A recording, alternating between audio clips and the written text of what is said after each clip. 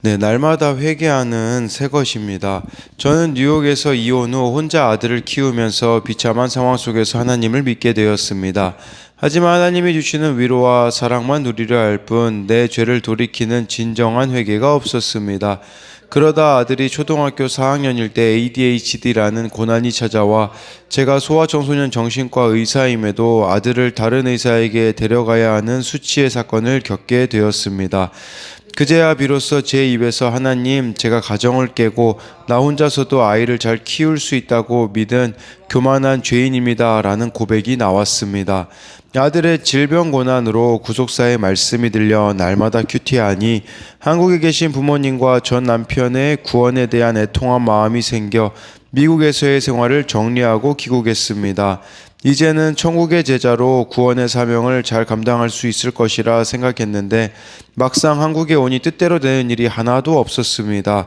아들은 여전히 ADHD로 숙제를 힘들어했고 외로움에 컴퓨터에 빠져들었습니다. 또한 부모님과 전 남편과의 관계는 과거의 상처와 분노가 올라와 오히려 더 힘들어졌습니다. 저는 분명 저와 가족을 향한 예수님의 말씀을 깨달았다고 생각했는데 왜 다시 후퇴해서 헤매고 있는지 이해되지 않아 혼란스러웠습니다. 심한 자괴감은 우울과 무기력으로 이어졌고 사람들뿐만 아니라 말씀과 예배도 점차 멀리하게 되었습니다. 그러던 중 저는 여름방학을 맞은 아들과 함께 외국에 갔다가 코로나19에 감염이 되었습니다. 호텔방에 격리되어 이러다 아무도 모르게 죽는 거 아닐까 할 정도로 아프니 저절로 하나님께 살려달라고 부르짖게 되었습니다. 그리고 다시 큐티를 시작하면서 한국에 돌아와 잘된 일이 없다고 원망하며 예수를 배척한 사람이 바로 저임을 깨닫고 회개했습니다. 이제는 날마다 새롭게 주시는 말씀으로 끊임없이 저의 죄를 보며 회개하는 새 것을 내놓을 수 있기를 간구합니다. 적용하기입니다. 부모님이 저의 신앙생활을 비판하는 말을 하시더라도 회피하지 않고 안부 전화를 꾸준히 드리겠습니다. 말씀이 깨달아지지 않을 때 교회 공동체에 솔직히 나누며 중보 기도를 요청하겠습니다. 네, 그래서 정말 이렇게 가정을 깨고도 혼자서도 아이를 잘 키울 수 있다고 믿은 교만한 죄인이라는 고백이 나오고 정말 이제 말씀대로 살아보려고 한국으로 왔지만 여전히 변하지 않는 현실이 있었다라고 하잖아요. 그러다 보니까 예배와 말씀과도 멀리 되어졌다가 다시 이렇게 돌아오게 되었다라는 이 고백을 보면서요. 말씀으로 날마다 새롭게 주시는 말씀으로 끊임없이 저의 죄를 보며 회개하는 새 것을 내놓기를 원한다라고 이렇게 고백해 주고 있습니다. 오늘은 이 마태복음 13장 51절부터 58절까지 말씀인데요. 51절, 52절 말씀을 보면요. 이 모든 것을 않느냐 하시니 대답하되 그러하오이다. 52절에 예수께서 이르시되 그러므로 천국의 제자된 서기관마다 마치 새 것과 옛 것을 그 곳간에서 내오는 집 주인과 같으니라 라고 해서요. 예수님께서 천국 비유를 말씀하셨잖아요. 그것을 제자들에게 깨달았느냐라고 51절에서 물어보시면서 또 한 가지로 이렇게 비유로 하세요. 그 마치 예수님이 천국의 제자된 서기관마다 새 것과 옛 것을 곳간에 나온 집주인 같다. 네, 이게 무슨 말이겠습니까? 서기관이라고 한다면 성경 거의 박사라고 보시면 되거든요. 근데 여기서 중요한 것은 천국의 제자된 서기관이라고 이렇게 말씀해 주고 있어요. 그러니까 여기서 그 새 것과 옛 것은요, 우리로 말하자면 구약과 새 것은 신약, 옛 것은 구약이라고 할 수가 있겠죠. 그러니까 마음대로 구약이든 신약이든 꺼내다가 처방해 주는 사람과 같다라고 생각을 하시면 되거든요. 근데 중요한 것은 이것은 여러분들이 구약 성경을 얼마나 알고 신약 성경을 얼마나 알고 있느냐 그런 의미가 아니라 정말 내 사건을 말씀으로 해석하면서 신구약 진리를 마음껏 나누어 주는 사람이 되어야 한다라는 거죠. 근데 중요한 것은 진짜 이 말씀이 깨달아지냐라는 거예요. 그냥 말씀을 암송해가지고 알고 있다라는 그게 아니라 이 말씀이 내 삶에 어떻게 적용이 되고 해석이 되어지고 적용이 되어지는 그게 있느냐라는 거죠. 그러니까 내 사건을 말씀으로 해석하지 않으면 이 비유가 깨달아지지 않는다라고 할 수가 있는 것이겠죠. 그래서 구약은 오실 예수님, 신약은 오신 예수님에 대한 이야기인데 이것을 나누어 줘야 되는데 나누어 줄 때 고난의 사건이 없다면 이 보석 같은 비유를 우리가 어떻게 깨달을 수가 있겠습니까?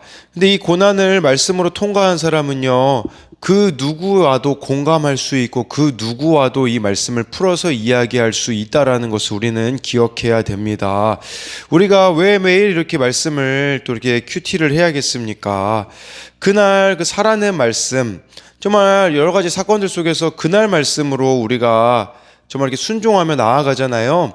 그러면 그 말씀은 여러분 마음에 새겨질 수밖에 없습니다. 그렇기 때문에 이렇게 고난의 간증을 가진 사람일수록 하나님의 곡간을 마음대로 열게 되니 영적인 의미로 진정한 부자이고 능력자라고 할 수가 있습니다. 그러니까 남들이 보면 풀무불 가운데 있는 것처럼 보여도 말씀을 깨닫는 사람은 천국을 누릴 수가 있다라는 거예요. 그래서 천국의 제자라고 하잖아요. 천국의 제자. 천국을 누리며 살아가는 제자가 아니겠습니까?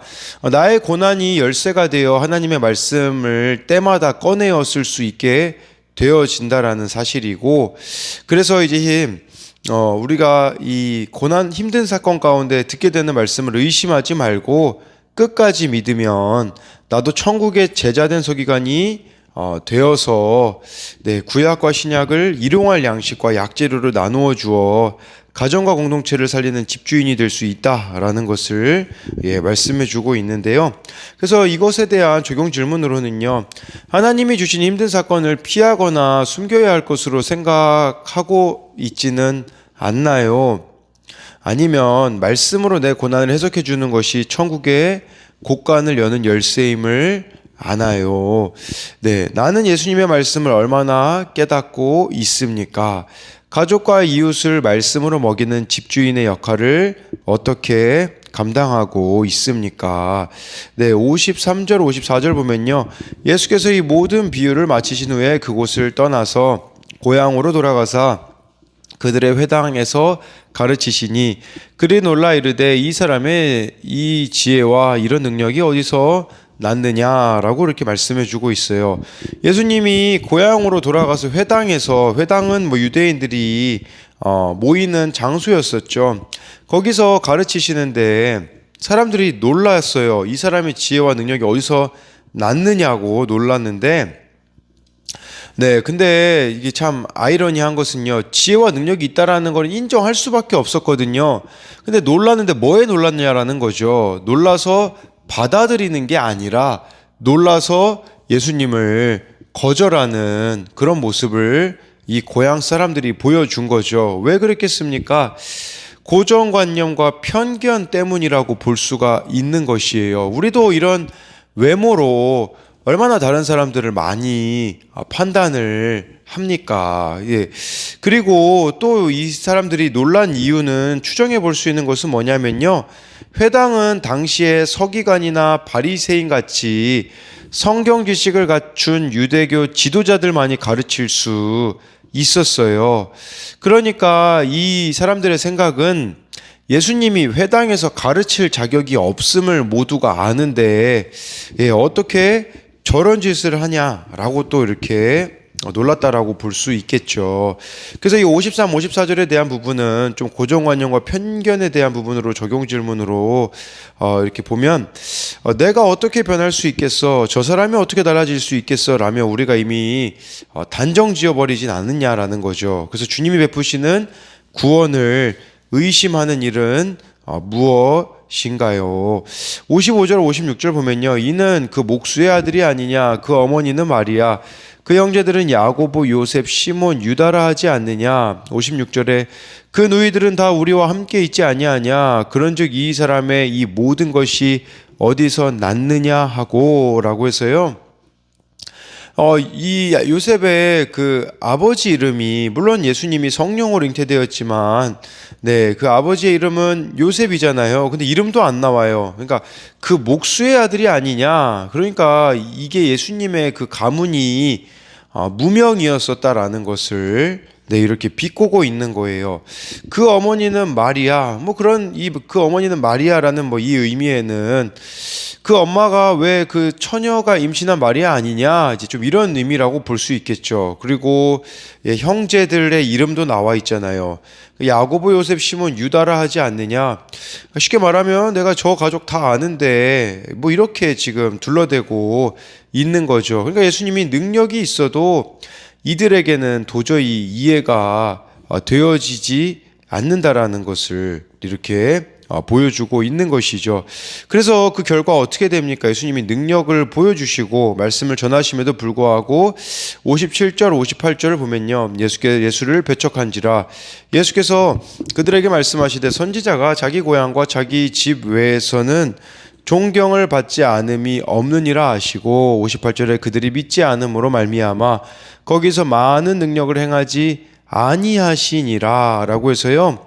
57절에 예수를 배척한지라, 이 배척하다라는 단어를 헬라어로 찾아보니까요, 덫에 걸리다, 올무에 빠지다라는 뜻이더라고요. 그래서 네, 그들이 예수님의 가르침과 행적으로 인해 내내 올무에 걸렸음을 말하는 것이에요. 그러니까 예수님을 믿지 않아서 이렇게 덫에 걸려 넘어졌다라고 볼 수가 있는 것이겠죠. 네, 그리고 58절로 이제 보게 되어지면 그들이 믿지 않음으로 많은 능력을 행하지 아니하시니라라고 해서 네, 그렇다면 반대로 생각하면 어떨 때 예수님의 능력이 우리들에게 임하겠습니까? 네, 믿음이에요, 믿음. 네, 우리가 예수님을 믿을 때에 예수님께서는 많은 능력을 우리들 가운데 행하실 수 있다라는 것을 네, 말씀해 주고 있습니다. 그래서 이 믿지 않음으로라는 것도 이 믿지 않음으로라는 단어를 이제 헬라어로 보면 불신이란 단어가 쓰이더라고요. 불신으로 네, 이렇게 번역할 수 있는데 불신은 무엇입니까? 스스로 규정한 틀로 예수님과 그의 사역을 해석하는 것이라고 볼 수가 있습니다. 그러니까 이 틀을 벗어나지 않는 게 이게 불신이라고 볼 수 있는 것이죠. 그래서 이 고향 사람들의 선입견이 눈앞에 메시아를 두고도 볼 수 없게 만들었다라는 것을 말씀해주고 있는 것입니다.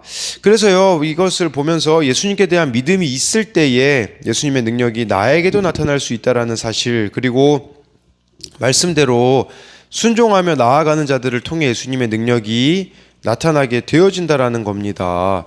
그러면서 예수님에게 배척당하신 모습이 또 우리들에게 위로가 되어지는 것은 예수님이 이렇게 먼저 앞서서 기가 막힌 무시와 배척을 먼저 당하셨기에 우리가 이해할 수 없는 오해와 비난 받는 나도 예수님이 가장 잘 아시고 위로해 주실 수 있다라는 것이에요. 그래서 배척당하신 주님의 마음을 헤아리고 나를 위해 십자가 지신 주님을 의지할 때 어떤 힘든 자리도 굳게 설 수 있음을 믿어야 한다라는 것이에요.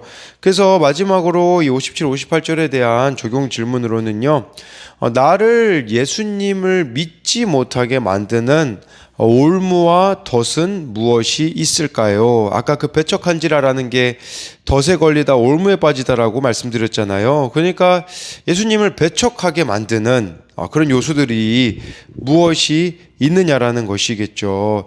또 한 가지 적용 질문은 나에게 무시가 되어지는 사람이 있진 않나요? 마치 이 예수님의 고향 사람들이 예수님을 이렇게 무시했듯이 우리도 누군가를 보았을 때 자동적으로 이렇게 무시가 되어지는 그런 사람들이 혹시 있지는 않는가를 이 말씀을 통해서 봐야 한다고 할 수가 있습니다. 그렇기에 정말 예수님의 그 비유를 깨달을 수 있는 자들, 아까 나눴듯이 신약과 구약 그 말씀을 여러 가지 사건들 속에서 고난 속에서 말씀으로 해석받은 자들이 네, 이렇게 다른 사람을 말씀으로 살려낼 수 있다라는 것을 기억하심으로써 오늘도 여러분들이 깨닫는 그 말씀이 미리 들어둔 말씀이 누군가를 살려낼 수 있다라는 것을 기억함으로써 오늘도 말씀대로 살아가는 저와 여러분들이 되기를 소망합니다.